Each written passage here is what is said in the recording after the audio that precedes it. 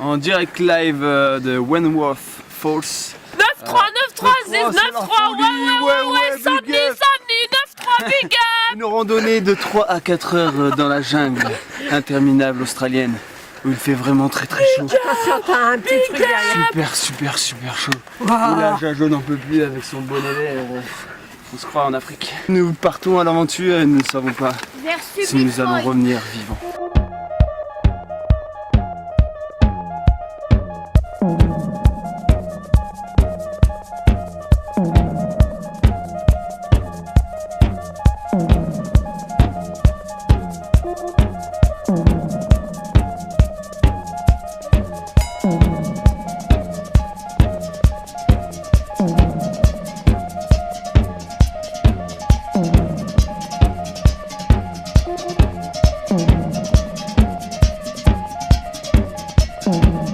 Bref, lors de notre périple, à 2 pas de Sydney à l'ouest, on avait vu les Blue Mountains sur la carte.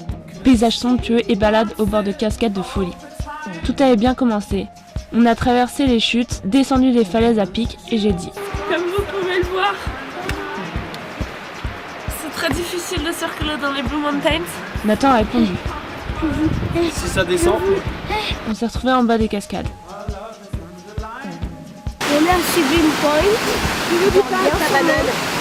C'est magnifique. Juju a dit: Faut se goûter. les Blue Mountains, époustouflant, ça m'aimait tellement, faut que je mange une banane. Et puis on a suivi le sentier de randonnée. Et Nathan n'avait pas fini de nous détester parce qu'après, on s'est perdu. La route était longue et on n'en voyait pas le bout. Et puis on est tombé sur un panneau Way Out. Qui est juste en dessous. Qui est juste là. C'est vrai que ça fait du bien ça. Et bon là on pense qu'on va s'en sortir de cette montagne avant la nuit, ce qui pourrait être pas mal. Ça fait quoi 2 heures qu'on marche dans cette forêt en se demandant si on va réussir à passer tous les passages un peu escarpés et tout. On a tout eu des échelles. On a dû ramper, on a dû descendre des échelles à pic, même des collines, mais même sans échelle. Eh mais attendez, parce que c'est pas fini là, on sait pas, il y a marqué Way Out, mais on sait pas dans combien de temps. Mais au bout, on a vu le même panneau dans la direction opposée. Alors on est revenu sur nos pas et là, la batterie du caméscope a lâché. On a marché longtemps, mais on n'en voyait pas le bout. Et la nuit n'allait pas tarder à tomber. Nous avions de l'eau, 7 tranches de pain et 2 briquets. Ne voyant pas la sortie, nous avons décidé de nous arrêter pour la nuit au bord d'une cascade. Nous avons fait un feu et espéré qu'on vienne nous secourir. Un hélicoptère est passé, on a crié SOS, mais il ne nous a pas vus. 2 heures ont passé, et Paul est arrivé. Paul, c'est d'abord une lampe frontale surpuissante, mais derrière, il y avait un type australien qui court dans la montagne la nuit.